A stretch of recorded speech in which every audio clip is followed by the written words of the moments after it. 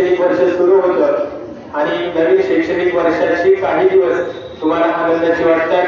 त्यानंतर तुमचं शैक्षणिक वर्ष सुरू झाल्यानंतर तुम्ही अनेक परीक्षांचा सामना करता. मात्र नवीन विद्यालयामध्ये, नवीन शाळेमध्ये, नवीन वर्गामध्ये प्रवेश घेतल्यानंतर तो दिवस तुमच्या जीवनाचा एक वेगळा असा अनुभवाचा दिवस असतो. आणि म्हणून संपूर्ण भारतभर किंवा महाराष्ट्र शासनाच्या वतीने नवनाथांचं स्वागत आज विद्यालयाच्या वतीने केलं जाते. आपल्याही विद्यालयामध्ये अनेक विद्यार्थ्यांनी या शैक्षणिक वर्षामध्ये नवीन वर्गात नवीन प्रवेश घेतलेला आहे. या सर्व मान्यवर विद्यार्थ्यांचं गोड स्वागत करण्यासाठी आपल्या या ठिकाणी प्रमुख पाहुण्यांचे आगमन झालेले आहे. त्याचबरोबर विद्यालयाचे नूतन मुख्याध्यापक सन्माननीय विजय यादव सर, विद्यालयाचे ज्येष्ठ शिक्षक आदरणीय उदय यादव सर, या सर्व मान्यवरांचं मी प्रथमतः विद्यालयाच्या वतीने हार्दिक परत स्वागत करतो. आपल्या विद्यालयामध्ये सन 2026-27 या शैक्षणिक वर्षाचा पहिला दिवस आणि नव्यानं प्रवेशित झालेले विद्यार्थी विद्यार्थिनी यांचं स्वागताचा समारंभाचा हा कार्यक्रम म्हणजेच नवागतांचं स्वागत असं त्याला म्हणलं जातं. खरं बघायला गेलं तर आज शाळेचा पहिला दिवस आणि विद्यार्थी विद्यार्थिनींची उपस्थिती पाहिली तर लक्षात येईल की उपस्थितीचं प्रमाण हे खूप चांगलं आहे. आणि म्हणून तुम्हाला सगळ्यांसाठी पहिल्यांदा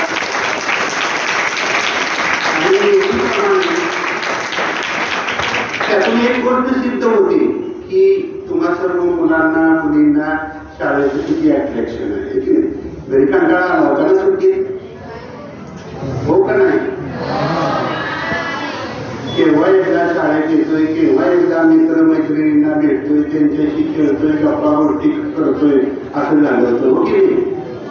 आणि म्हणूनच आज शाळेच्या पहिल्या दिवशी तुमचं कौतुक करण्यासाठी या विद्यालयामध्ये नवीन विद्यार्थी विद्यार्थिनी जे प्रवेशित झालेले त्यांना सुद्धा आनंद व्हावा आणि त्यांचं स्वागत करण्यासाठी म्हणून आपल्या या संस्थेचे सन्माननीय अध्यक्ष श्री सर या ठिकाणी उपस्थित झाले.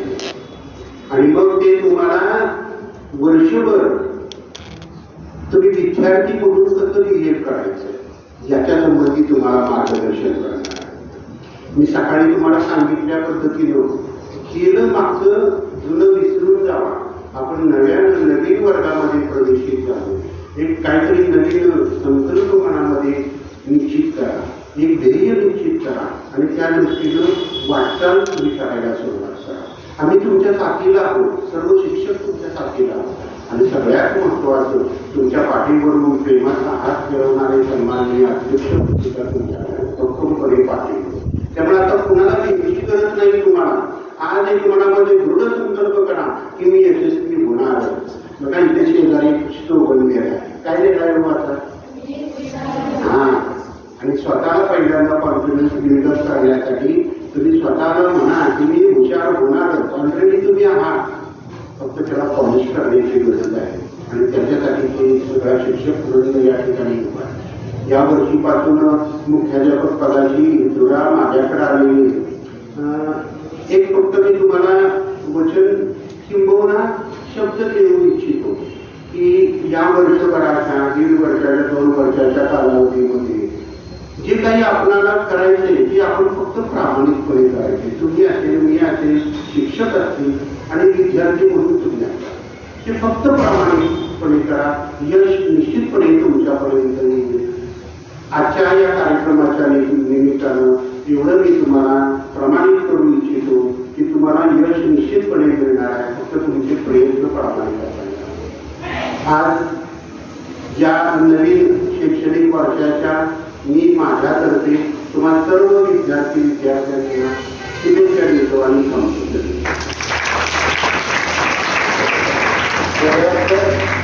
विद्यार्थी मित्रांनो, आजच्या नवीन दिवशी आपण नवीन काहीतरी शिकूया आणि पुढे जाऊया. झालेले विसरून जावे, पुढे जावे असं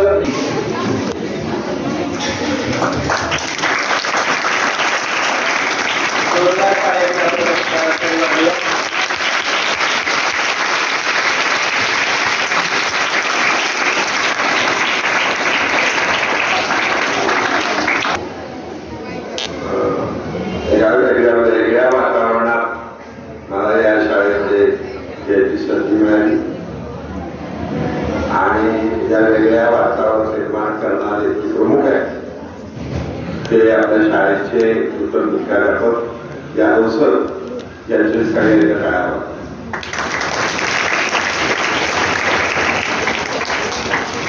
प्रत्येकाला आयुष्यामध्ये असं वाटत असतं की मला अशी संधी मिळावी की काहीतरी वेगळे प्रयोग करेल. कारण शेवटी कसं असतं की वर्गात सुद्धा एखाद्या मुलाला मुलीला वर्ग प्रतिनिधी म्हणून काम करायची संधी मिळते, चित्रकलेसाठी संधी मिळते, ग्राउंड मध्ये कबड्डीचा प्रमुख म्हणून संधी मिळते, खो खोचा प्रमुख म्हणून संधी मिळते, एखाद्या व्याख्यानाच्या वेळेला संधी मिळते. असं संधी जेव्हा त्याला मिळते पण ते छोटं असतं, अगदी 5वीचा वर्ग असेल, 1लीचा वर्ग असेल, कॉलेजमध्ये असेल, 10वीचा वर्ग असेल, तर तो मुलगा ती मुलगी वेगळं काहीतरी आपल्या मनातलं आपल्या नेतृत्वाखाली सगळ्यांना देण्याचा प्रयत्न करतो. जसं क्रिकेटमध्ये नेतृत्व करणारा कॅप्टन असतो, तो आपल्या वेगवेगळ्या कल्पना राबवत असतो. आपण बघितलं धोनीसारख्या व्यक्तिमत्वाने झारखंड सारख्या ठिकाणाहून येऊन देशात नव्हे जगामध्ये नाव मोठं केलं. विराट कोहली तर गुजरात माहिती आपल्याला, लंडन मध्ये राहतो, पण तो कुठं राहतो याला महत्व नाही. त्याचं देशाविषयी असणारं प्रेम त्यांनी बघा गेली 2 वर्ष जो संघ गेल्या 10-12 वर्षामध्ये पहिला क्रमांक मिळवू शकला नव्हता त्याला पहिला क्रमांक दिला. त्यामुळे एखाद्याला संधी नाही मिळाली तर काय त्रास होतो ती मी भोगलेला आहे. म्हणजे मला आठवतंय 91 ते 95 काळात मी ओळखी 3 नगराध्यक्ष मी निवडून दिले, पण मला मात्र संधी जेव्हा मिळाली तेव्हा मिळाली, गेली की गेली सर. आता मला ती मिळणार नाही तेव्हा मला काही साकारमध्ये करायचं होतं माझ्या कल्पना, त्याची राहू शकत नाही. त्यामुळे यादव सर मुख्याध्यापक जाणे महत्वाचं नाही. तुम्हाला शाळेमध्ये प्रत्येकाला कोणाला कशा कशा संधी मिळते ती संधी तुम्ही घ्यायला शिकलं पाहिजे. हे नेतृत्वाचे गुण तुमच्यामध्ये 5वी पासून आले पाहिजे आणि ते नेतृत्व करण्याची संधी आपल्या शाळेतले सगळे शिक्षक तुम्हाला देत असतात. शाळा किती महत्वाची असते म्हणजे आयुष्यामध्ये लक्षात घ्या, तुम्ही लहान असा मोठे असा काही प्रसंग तुमच्या मनावर कोरलेले असतात. शाळा किती महत्वाची असते बघा. मला आठवतंय मी 5वीला होतो, मी 4थी पास होतो, 4थी पण शाळा आठवत नाही कुठल्या शाळेत होती, पण 5वीला मी जून मध्ये शाळेत गेलो नाही, जुलै मध्ये शाळेत गेलो नाही, ऑगस्ट मध्ये गेलो नाही, सप्टेंबर मध्ये मी शाळेत जाण्याची माझ्यावर वेळ आहे. त्याचं कारणच होतं माझा भाऊ आजारी होता, तो हॉस्पिटलला होता. तेव्हा आई वडील सगळे हॉस्पिटलमध्ये असायचे, तर शाळेमध्ये नाव कोण काढणार 5वीला? माझं नाव घातलं गेलं, माझ्या बहिणीचं पहिलं नाव घातलं गेलं. आणि सप्टेंबर मध्ये माझी आई मला हात धरून घेऊन कोल्हापूरच्या नगरपालिकेच्या शाळेमध्ये घेऊन, आपली शाळा अजून आठवली, ती शाळा पाडली आहे, ती नगरपालिकेची शाळा बंद केली, तर इमारत आहे, पण मला ती शाळा. आणि सप्टेंबर मध्ये मी असं बाहेर आलो, सगळ्यांना असं बाहेर बसलो कागदावर, आणि माझेही आतमध्ये मुख्याध्यापक आणि शिक्षक होते, त्यांना भेटायला 10-15 मिनिटांनी मला बोलवलं आतमध्ये. मला काय दिसलं असं चित्र, तर माझी आई बोक्सी रडत, तुझं रडत थांबत, ते शिक्षक तिला सांगत होत्या ओरडू नका काय थांबत. त्या आईच्या रडण्याकडे बघून, तिची करुण मूर्ती बघून त्या शाळेने काय केलं, मला शाळेसाठी ऍडमिशन दिली 5वीला. मला काही प्रश्न विचार, पण समजून घ्या एखादा पालक आपल्या मुलाच्या शिक्षणासाठी काय करत असतो, मला तो प्रश्न अजून मला डोळ्यासमोर दिसतो.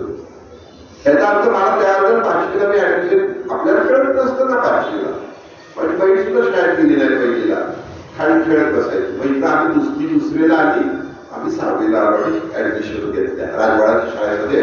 1 नंबर शाळेमध्ये 6वीला ऍडमिशन घेतली. माझ्या बहिणीने 2रीमध्ये 1ली 2री करायला करता येत होती एकत्र परीक्षा. मी का सांगितलं तुम्हाला की शाळा किती महत्वाची आहे, आपले आईवडील किती महत्वाचे आहे, आपले शिक्षक किती महत्वाचे आहे, हे तुमच्या लक्षात आलं पाहिजे. पैसा हा काही मर्यादित स्वरूपात असतो. पैशाला महत्व नाही, शिक्षणाला महत्व आहे. उद्या तुमच्याकडे भरपूर पैसे आहे, जसं बघतो आपण एखादा व्यापारी व्यवसाय करत असतो, प्रचंड पैसे होतो, प्रचंड लिमिटच्या नाही पैसे मिळतात, पण तो शिकलेला नसतो. त्याच्यामुळे तुम्ही जेव्हा जाता तेव्हा तुमच्या लक्षात येतं, अरे तर मी हुशार आहे, त्यापेक्षा काय कळत नाही, नुसताच पैसा, रतीसारखा पैसा, पगारासारखा पैसा. तर हे जे आहे हे महत्वाचं. त्यामुळे ही शाळा तुम्हाला जी देते ना, ते तुम्हाला आयुष्यभर बोलणार आहे. प्रत्येक मुलात तुम्ही आज जास्त काही बोलणार नाही, तुम्हाला संधी किती आहे. आज पुणे किती इथं 100 किलोमीटर, किती 100 किलोमीटर. म्हणजे आपण जर पिंपरी चिंचवड मधून जर पुण्याला यायचं म्हटलं ना 15 किलोमीटर आहे, तर साधारणपणे 2-2.5 तास लागतात. ओल्ड ट्रॅफिक आहे. आणि इथं आपण जायचं म्हटलं तरी 2 तास लागतात. आणि इतक्या एसटी बसेस आहेत सातारा पुणे, इतक्या आहेत, पास मिळतात. म्हणजे याचा अर्थ 10वी नंतर तुम्हाला असं वाटतं की हा कोर्स मला करायचा आहे, माझ्याकडे पैसे नाही, पुण्याला राहू शकत नाही, इथनं तुम्ही जाऊन काय करू शकता, तो कोर्स करू शकता. याशिवाय काय शिकवलं जातं, याशिवाय तुम्हाला सांगितलं जात नाही तुम्ही इंजिनियर व्हा, तुम्ही डॉक्टर व्हा, तुम्ही काय व्हा. तुमच्या ज्या ज्या आवडी आहेत त्या आवडी तुमच्या विकसित करायचा प्रयत्न केला जातो. तर आता ढाचा बदललाय. यात पेपर वाचत होतो, मेकॅनिकल इंजिनियर, कॉम्प्युटर इंजिनियर सगळे कोर्स बाद झाले. AI आलंय आणि काय आलंय, तुम्हाला नवीन नवीन कल्पना या शाळेत त्या वर्षात सांगितलं जाणार आहे. नवीन नवीन माणसं इथं आपण तुम्ही काय करा, तुम्ही कुठले कोर्स घ्या, कारण तुमच्या आई वडिलांना माहित नाही, आम्हाला माहित नाही. फक्त माझ्या मुलांना मी काय सांगावं मी सांगितलंच नाही, बाकीच्याने सांगितलं ज्याला कळते त्यांना. त्याचा अर्थ असा होतो की तुम्हाला हे शिकवायचं आहे. त्याचं गरज उदाहरण तुम्हाला देतो आणि माझं बरोबर सांगतो. मी गेल्या रविवारी म्हणजे आज तारीख किती 15 तारीख आहे, 7 तारखेला मी पुण्याला गेलो होतो. एक फिल्म फेडरेशनची संस्था आहे, त्या संस्थेला मला निवडले गेले महत्वाचं नाही, येत होतो कारण कार्यक्रम होता. 21च्या एसटीचं रिझर्वेशन केलं, रिझर्वेशन केलं मागे बसतो. एवढ्या ती मुलगी मला दिसली, पण दिसली मुलगी आहे एसटीमध्ये बस. आणि माझ्या लक्षात आलं इथं चित्रकार आहे मुलगी. तिचे तर चित्र मी 1 वर्षामध्ये बघितलंय. शांत शेळकर तिने अगदी दुसऱ्या अशा रेषाने काढलेली चित्र इतक्या आपण बघितलं चित्र ओळखलं. काय ओळखलं असेल, हे मनस्विनी राटकर चित्र काढले ओळखलं. मनस्विनी राटकर काढलेलं नाही ओळखलं, तुम्ही ते शांत शेळकर काय ओळखलं, ते शांत शेळकर दिसतात. तर ती मनस्विनी राटकर तिची चित्र बघितली, ती मुलगी मला बसली त्या एसटीमध्ये. एकटी मुलगी काय करते एसटीमध्ये. मग मी पहिल्यांदा काय बोललो नाही, गाडी पुढे गेलं कोण गाडवते आणि नंबर होता आमचा. तर मी तिला म्हटलं, ती म्हणते अहो फिटनेस सर तुम्ही कसं काय कुठं बोलता, म्हटलं नाही तुझ्या गाडी मागे असतो मागे आहे. मी म्हणलं तू का नाही पुण्यात. तर ती म्हणते मी दर रविवारी तिथं अमुक सर म्हणून आहे त्यांच्याकडनं कार्टून शिकायला येते. काय शिकायला येते, चित्रकलेतले कार्टून शिकायला येते. नुसतं कार्टून नाही शिकत, तर मी त्याच्याबरोबर कार्टून ज्वलंत विषय जे आहे, म्हणजे एखादा पूल आला, पुलावरचं कार्टून कसं काढावं, एखादी दलदलवरचं कार्टून कसं काढावं, एखाद्या भारताचं विमानात कोसळलं बघा, तर ते चित्र कसं काढावं त्याचा. आणि त्या चित्रात कथा कशी लोकांपर्यंत झाली. आपण बघतो की मागे चित्र दाखवलं होतं, एक छोटंसं बाळ समुद्राच्या कडेला पडलेला आहे आणि गरुड येऊन ते काय करतो त्याचा झडपा घेतो. एक चित्र फोटोग्राफरने काढलं, फोटो टाकला, तो प्रसिद्ध झाला. लोकांना कळलं काय त्या बाळात नदी शेजारी समुद्र शेजारी पडलेला आहे आणि काय सामाजिक भावना जे असतात त्या एका चित्राने सगळं बदलून गेलं. तर तसं ती शिकते. तर माझ्या लक्षात आलं की तिकडे जिद्द आहे ना, तिकडे डॉक्टर व्हायला गेले का, इंजिनियर व्हायला गेले का, आणि काय व्हायला गेले का, तिला कळलंय मला चित्रकलेची आवड आहे. मी चित्रकलेमध्ये जगामध्ये मोठी होऊ शकते आणि मला चित्रकलामध्ये नुसतं मोठं व्हायचं असेल तर घरी चित्र काढून चालेल का. मला तज्ञ माणसांचं मार्गदर्शन घेतलं पाहिजे. तुम्हाला कोण मार्गदर्शन देतं, शिक्षक त्याचा काकाने गणित चांगलं शिकवतात काय सगळे कौतुक करतात काकाने पंचगणित असतं त्यानुसार ते गणित किती चांगलं आहे काय हल्ली कोणतं भाषण करतं मला येत नाही ते तर ही प्रत्येकाकडे गुण आहेत वेगवेगळे हिंदीचे शिक्षक आहेत पाठांचं तिथं ज्ञानपीठवरची चित्र लावली बघा तुम्हाला वेगळं काहीतरी होऊन जाते बरं आहे नंतर बघा पण बघितलं पाहिजे का लावली तुम्ही विचारा का पठाण सांगणे सर कशाचं चित्र आहे काय केलंय कुठं उड्या मारल्या विचारा पाहिजे आपण कुठं उड्या मारल्या विचार पाहिजे का तर हे ग्रंथालय आहे ग्रंथालय पुस्तक आहे जाऊन बघितली पाहिजे तुम्ही तुम्हाला आवड असलेली पुस्तक आहे ज्याला कबड्डी वाला त्या ग्रंथालयातली कबड्डी पुस्तकं असतात ती वाचली पाहिजे मला आश्चर्य असं वाटलं की ही मुलगी 17 मधली मुलगी माहिती घेते फुटपाथ बसते तिने एक डोंबाचं चित्र काढले ती वाईट क्लिप आहे त्याचा बसते डोंबाला तालागामध्ये चित्र काढले तिने एका गजलवाल्याचं चित्र काढलं तिने काही अशी चित्र काढली की ट्रॅफिक जाम होते लोकांना कळावं पण ती मुलगी दर रविवारी एकटी बिचारी उठते सकाळी पुण्यात जाते क्लास करते आणि पुन्हा घरी कारण तिला पुढे ड्रायव्हिंग व्यवस्था नाही ती पैसेवाली नाही गाडी नाही तिच्याकडे म्हणून तिचं काय ऐकलंय का त्याचा अर्थ असा होतो परिस्थिती तुमची शत्रू नाही तुम्हाला मिळालेली प्रत्येक संधी तुम्ही घ्या त्यामुळे या पहिल्या दिवशी तुम्हाला तेवढ्यासाठी शुभेच्छा द्यायला लावलं आहे नेतृत्व शाळेचं बदललेलं आहे ते नेतृत्व तुम्हाला पटशी कुठेतरी पुढे घेऊन जाईल त्या नेतृत्वाला निस्वार्थ ठेवून सगळ्या शिक्षकांवर निस्वार्थ ठेवून तुमची जी व्यस्त आहे तुमची आवड कशाला आहे ती आवड बघा आणि तिथे डेव्हलप आता ते दिवस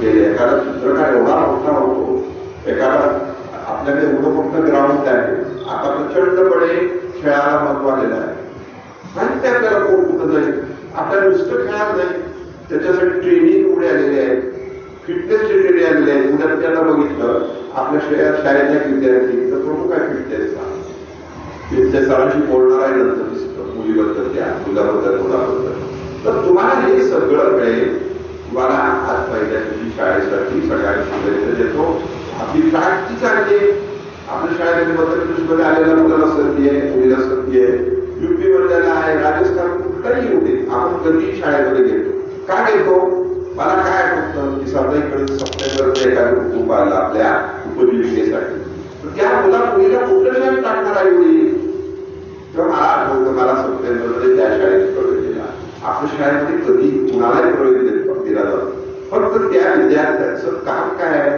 शाळेची शिस्त पाळणे शाळेला अभ्यास करणे कोणतीही अडचण असेल तर आपल्या शिक्षकाला सांगणे आणि आपला विकास करणे एवढंच काम आपली शाळा अगदी दुर्बलाच्या दुर्बल घटकाला पुढे नेण्यासाठी आहे आणि तुम्हाला सर्वांना या पहिल्या दिवसाच्या निमित्ताने शुभेच्छा देतो उद्या बसलेले भावी मुख्याध्यापक आहे त्याची टाळ्यावर जोडा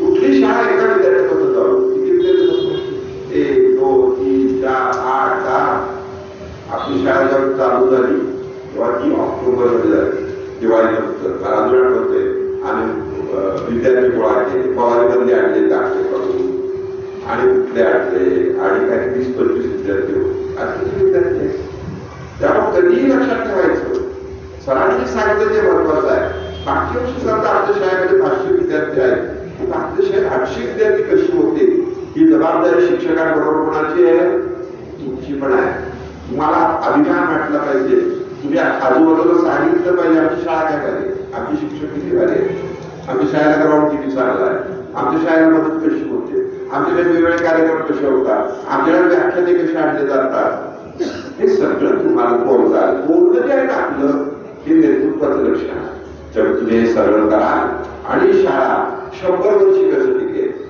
100 नाही तरी 50 वर्ष तरी आम्ही काय 50 सुद्धा नाही आता माझं वय वर्ष 68 तुम्ही 50 वर्ष जेव्हा शाळेत याकडे मुलांना घेऊन जेव्हा तुम्हाला दाखवून आलं मी या वर्गात बसतो मी या बेंचवर बसतो ही शाळा माझी आहे त्यामुळे ही शाळा शिक्षकांची माझी नाही ही शाळा तुमची आहे ही शाळा तुम्ही छानपैकी मोठी करा तुम्ही मोठे व्हा असं तुम्हाला सर्वांना शुभेच्छा देतो धन्यवाद विद्यार्थी मित्रांनो, आज चिकित्सेमध्ये एक नवीन संदेश तुम्हाला दिला आहे. गेल्या वर्षीपेक्षा यावर्षी मला कशा संधी मिळेल, ती खेळात असेल, अभ्यासात असेल, वक्तृत्वामध्ये असेल, किंवा मला श्रोत्यांचं ऐकण्यात असेल, किंवा माझ्याकडे उजर पुढे लिहिण्याचा, तर त्याच्यामध्ये मी काय नवीन लिहिल. तर आजपासून तुम्ही एक पण करा की मी नवीन काहीतरी रोज शिकून घरी जाईल आणि माझं जीवन सार्थक करेल. त्याचबरोबर तुम्ही सार्थक झालं तर आपल्या विद्यालय सुद्धा सार्थक होईल. आजच्या या प्रथम दिनी परत एकदा शेट्टी साहेबांचं मनपूर्वक या ठिकाणी आभार व्यक्त करतो. यानंतर आज विद्यालयात आलेल्या नवीन विद्यार्थ्यांचा आपण गुलाबपुष्प देऊन या ठिकाणी स्वागत करणार आहोत. प्रथमतः प्राथमिक स्वरूपात सर्व विद्यार्थ्यांचं आपण करणारे स्वागत. पाचवीच्या प्राथमिक विद्यार्थ्यांचं या ठिकाणी स्वागत होईल. 3 मुलांनी आणि 2 मुलींनी पुढे जावं. चला मुलं.